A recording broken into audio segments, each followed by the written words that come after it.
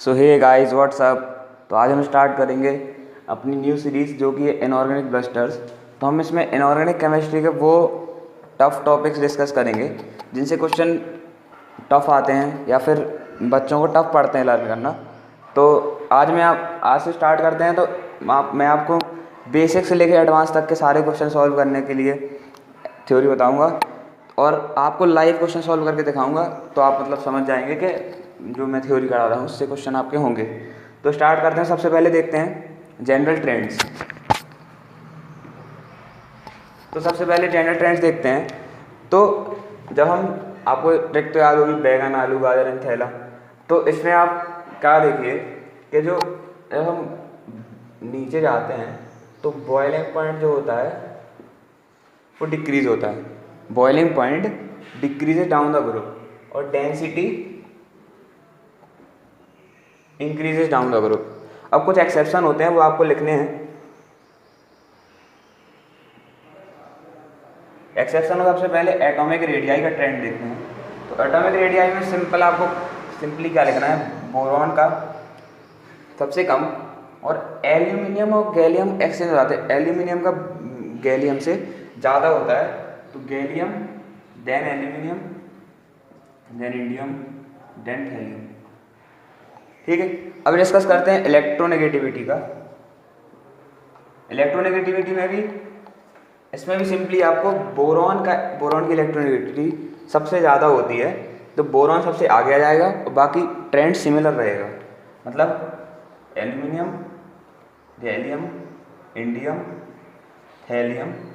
सबसे ज़्यादा जो कि आयोनाइजेशन एंथैल्पी का ट्रेंड है। तो वैसे तो आयोनाइजेशन एंथैल्पी का ट्रेंड थोड़ा सा ट्रिकी है, पर देखते हैं इसको कैसे याद कर सकते हैं। तो आपको सिंपली क्या करना है, ऐसे एक W बना लेना है और मतलब ये वाला पार्ट ऊपर थोड़ा सा रखना, ये वाला पार्ट नीचे, जिससे मतलब सही जाएगा। और रिस्पेक्टिव यहाँ पे आपको एलिमेंट के नाम लिख देना। मतलब यहाँ पे आएगा बोरॉन,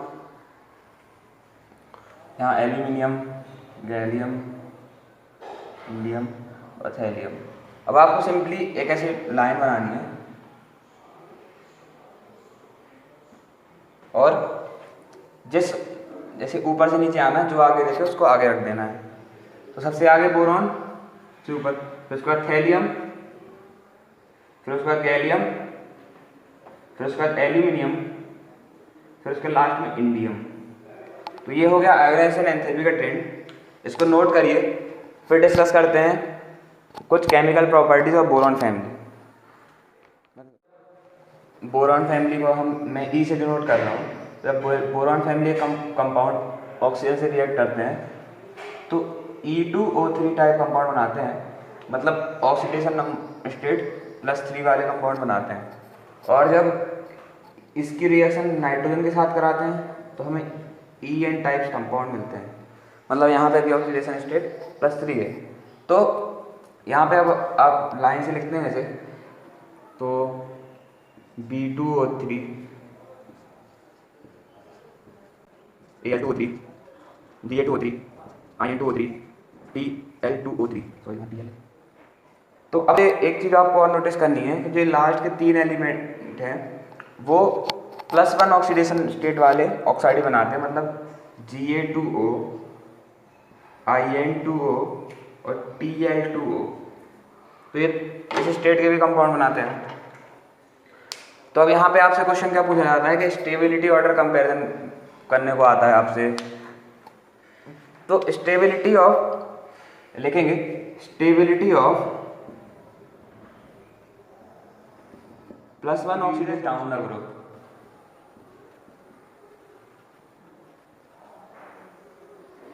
और stability of +3 oxidation state decreases down the group.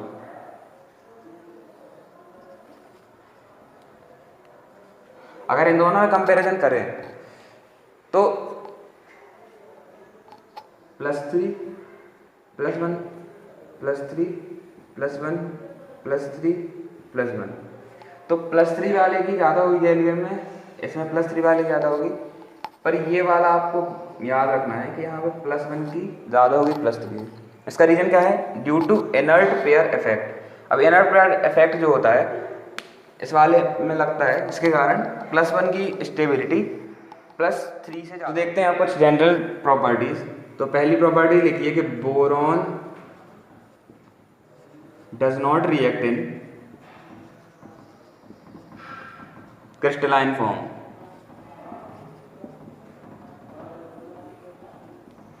दूसरी, एल्यूमिनियम फॉर्म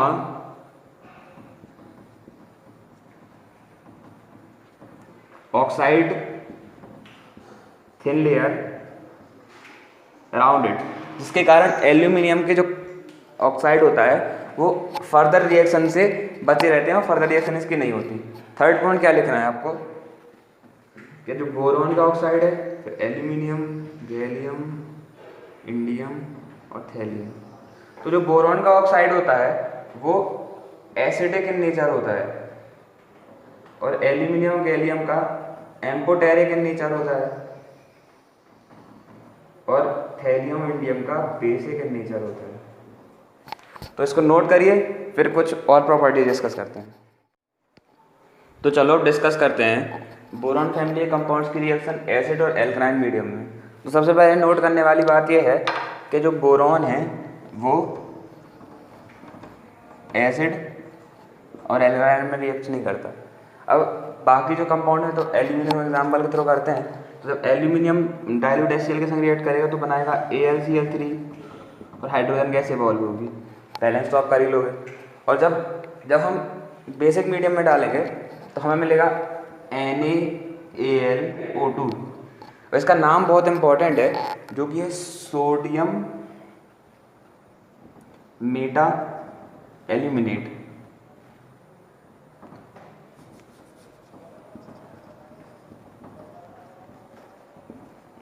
क्या? Sodium Meta aluminate. और अगर हम फर्दर इसमें NaOH डालें, NaAlOH4, ऐसा कुछ कंपाउंड मिलेगा और इसका नाम क्या है? सोडियम टेट्राहाइड्रोक्सो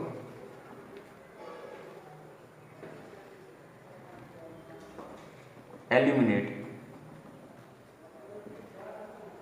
बस ये आपको याद रखना, नेम आपको जरूर याद रखना है, क्योंकि क्वेश्चन जो पूछ जाएंगे वो नेम आपको दिए जाएंगे, तो नेम से आपको याद रखना जरूरी है। जैसे NaLO2 का नाम है सोडियम मेटा एल्यूमिनेट। तो इसको नोट करिए, फिर कुछ और प्रॉपर्टी डिस्कस करते हैं। तो चलो अब डिस्कस करते हैं बोरॉन फैमिली के कुछ और रिएक्शन। तो हम देखते हैं जब बोरॉन फैमिली हैलोजन से रिएक्ट करते हैं तो दो तरह के हैलाइड्स बनाते हैं। पहले है EX3 और दूसरे है EX। EX में +3 ऑक्सीडेशन, EX3 में +3 और EX में +1। और इसमें याद रखना है कि एक्सेप्ट PlI3 ये वाला कंपाउंड नहीं बनता। तो अब जनरल हम वही डिस्कस करेंगे कि स्टेबिलिटी। तो स्टेबिलिटी सबसे पहले देखते हैं। तो +3 ऑक्सीडेशन स्टेट की stability decreases down the group,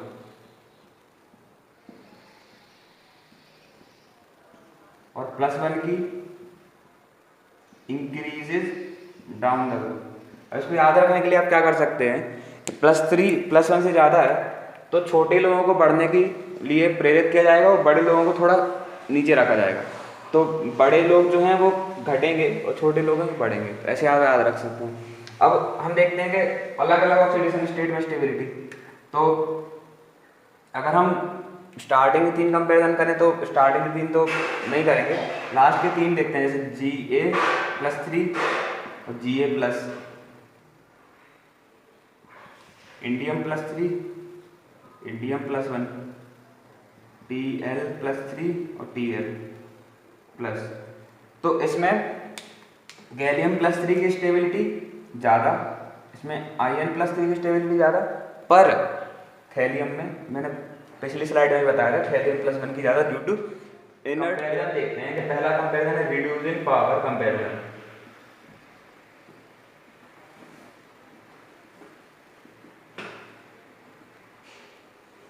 reducing power comparison हम अगर GaCl3 और GaCl में करें तो GaCl3 में Ga+3 ऑक्सीडेशन स्टेट में और Ga+1 ऑक्सीडेशन स्टेट में। तो +3 ऑक्सीडेशन स्टेट वाला कंपाउंड ज़्यादा स्टेबल है +1 के कंपैरिजन में। तो जो +1 वाला है वो +3 में आने की टेंडेंसी रखेगा। तो +1 वाला जो गैलियम है वो ऑक्सीडाइज होना चाहेगा। तो जब खुद ऑक्सीडाइज होगा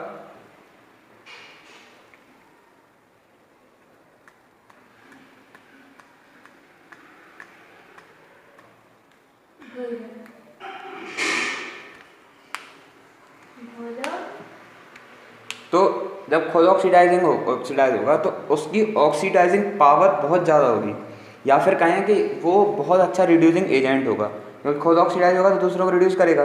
पर Ga+3 जो है वो +3 में रहेगा तो वो उसकी रिड्यूसिंग पावर Ga+ से ज़्यादा होगी। या फिर हम रिड्यूसिंग पावर का कंपेरिजन ना करके अगर हम रिड्यूसिंग एजेंट का कंपेरिजन करें तो Ga+3 से ज़्यादा अच्छा रिड्यूसिंग एजेंट होगा। अब ऐसे ही आप अगर थैलियम में कंपेरिजन करें रिड्यूसिंग एजेंट का तो Tl+1 ज़्यादा स्टेबल होता है, आपको याद रखना है। तो इसकी टेंडेंसी हो यहाँ जाने की, तो मतलब ये खुद को रिड्यूस करेगा तो दूसरों को ऑक्सीडाइज करेगा, तो इसकी टेंडेंसी कम होगी, इसकी टेंडेंसी ज़्यादा, मतलब Ga+ की टेंडेंसी यहाँ पर भी रिड्यूसिंग एजेंट बहुत अच्छा होगा। इसको नोट करिए, कुछ इंपॉर्टेंट क्वेश्चंस हैं वो डिस्कस करते हैं। तो चलो डिस्कस कर लेते हैं बोरॉन फैमिली में जितना भी आज हमने कॉन्सेप्ट पढ़ा उससे रिलेटेड कोई क्वेश्चंस। तो सबसे पहले देखते हैं कि पहला क्वेश्चन बोला है कि correct order of atomic radii. तो वैसे तो मैंने थ्योरी में बताया था आपको, तो आपको सिंपली क्या करना था, उसमें क्या तरीका बताया था कि सबसे कम बोरॉन की और एल्यूमिनियम और गैलियम एक्सचेंज हो जाते हैं। तो गैलियम का कम होगा, एल्यूमिनियम का ज़्यादा होगा, ठीक है। अभी सेकंड क्वेश्चन है why aluminium is not affected by water. तो एल्यूमिनियम मैंने आपको थ्योरी में बताया था कि it form an oxide layer, oxide layer form कर लेता है, जिसके कारण फर्दर ऑक्सीडेशन या रिडक्शन से बच जाता है, तो वाटर से रिएक्ट नहीं करता। फिर main factor responsible of weak acidic nature of BF3। तो इसका मेन रीजन है पी पाई बॉन्डिंग।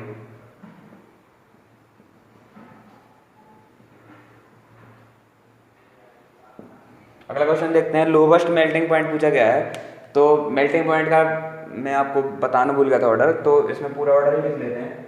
तो इसमें आपको क्या करना है सिंपली कि एल्यूमिनियम तक बढ़ता है फिर घटता है, तो मैं पूरा ऑर्डर लिखता हूँ, बोरॉन का, फिर एल्यूमिनियम का, और फिर यहाँ गैलियम आना चाहिए। तो ये पूरा ऐसा पलट जाएगा, मतलब लास्ट वाला पहले आ जाएगा, फिर उसके बाद फिर गैलियम सबसे लास्ट में, Tl, In और Ga। तो सबसे कम पूछा गया, तो सबसे कम होगा गैलियम का। अब पूछा गया least stable oxide of +3 oxidation state.